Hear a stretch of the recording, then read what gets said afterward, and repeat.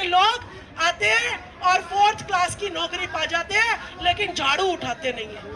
तो इतना धोखाधड़ी, जैसे कि आपने देखा होगा दिल्ली में केजरीवाल जी ने झाड़ू उठा ली और 2 बार दिल्ली की सत्ता पर तीसरी बार आके बैठ गए, लेकिन गंदगी दिल्ली में उससे ज्यादा ही गंदगी, डेंगू की भरमार, आप घर में बैठ नहीं सकते, जैसे ही अंधेरा हुआ नहीं और मच्छर तुम्हारे बिन बिन बिन बिन बिन बिन।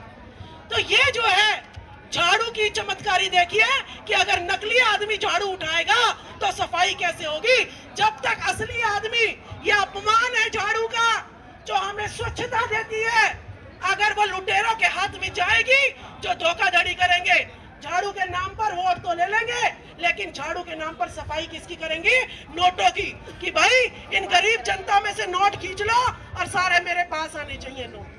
तो इस तरीके की प्रक्रिया जो है ये झाड़ू जो है इतने सालों से कर रही है, इसीलिए दिल्ली के कूड़ा घर बिल्कुल सड़ रहे हैं, इसीलिए शिविरों में मजदूर आज भी मर रहे हैं।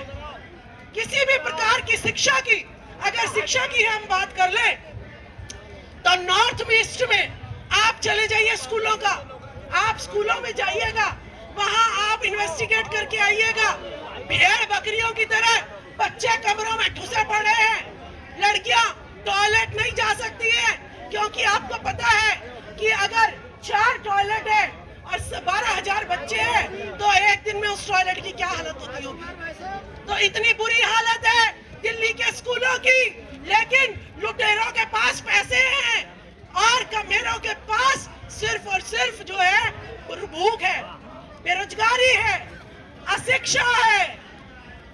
उनके स्वास्थ्य के लिए एक एक बेड पर मजदूरों को, एक एक बेड पर 3-3 आदमी को लिटा देते हैं, क्योंकि जानवर तो ऐसे ही भेड़ बकरी जो है अपनी जिंदगी व्यतीत करते हैं। जब कोई नेता बनता है इतना बड़ा उसको जो है किला दे देते हैं, और सफाई कर्मचारी हो या 4th क्लास हो या ये वोटर का मेरा वर्ग हो, इसका 35-35 गज में मकान होता है, 15-15, 25-25 गज में मकान होता है। बताइए जो कर्मचारी 40 साल की उम्र में भी 90 दिन का काम कर रहा हो 365 दिन में, पता नहीं लगेगी या नहीं लगेगी, वो अपने बच्चों की भूख कैसे शांत करेगा।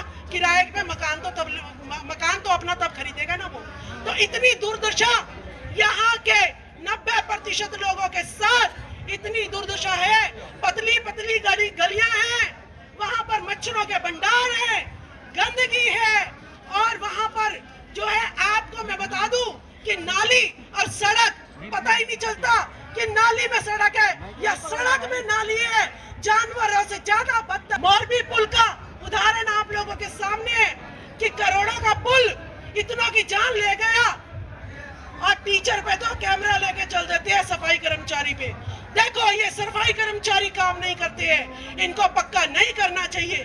देखिए ये टीचर नहीं पढ़ाते हैं, इनको पक्का नहीं करना चाहिए। और तुम नेता जो करोड़ों रुपए ले जाते हो और तुरंत जो है वो चीज जो है कहीं तो बनती भी नहीं है, और जहां बनती है वहां पे टूट जाती है। तो तुम्हारा हिसाब किताब लेने वाला कोई नहीं है, क्योंकि तुम्हारे हाथ में बिकाऊ मीडिया है, तुम्हारे बड़े बड़े चैनल ये सारे बिकाऊ हैं, और तो और चैनलों पे सारे अपने चाटुकार बिठा देते हैं। अगर बात होनी है किसी पे भी, बलात्कार पे भी, चाहे रेपिस्ट बैठा हुआ हो वहां पर, वो बलात्कार की बात करेगा। तो कैसे सुधार होगा? जो कभी टीचर नहीं बना वो शिक्षा मंत्री बन गई। चाहे स्मृति ईरानी जी को ले लीजिएगा, सेंटर में शिक्षा मंत्री बना दिया।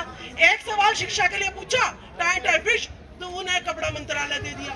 तो ये तो मंत्रालय ऐसे बदलते हैं जैसे कपड़े बदलते हैं। और हम लोग तो अपनी नौकरी भी, हम लोग अपनी नौकरी से ऐसे छुटकारा पाते हैं जैसे कपड़े बदलते हैं। पता नहीं बेचारों की नौकरी 90 दिन के बाद मुझे कॉन्ट्रैक्ट मिलेगा या नहीं मिलेगा। ठेकेदार इतनी गंदी तरीके से बोलता है, गाली गलौज, मार पीट, और कूड़ा उठवाना, सफाई करवाना, कितने प्रकार के शोषण होते हैं। अगर आप लोगों की हिम्मत है तो सरकारी हॉस्पिटलों में जाइए, सरकारी स्कूलों में जाइए, वहां पर आप इसका मेरे वर्ग के एक एक कर्मचारी से पूछिए, बाहर छुट्टी होने के बाद पहले पूछेंगे तो नौकरी से निकाल देंगे।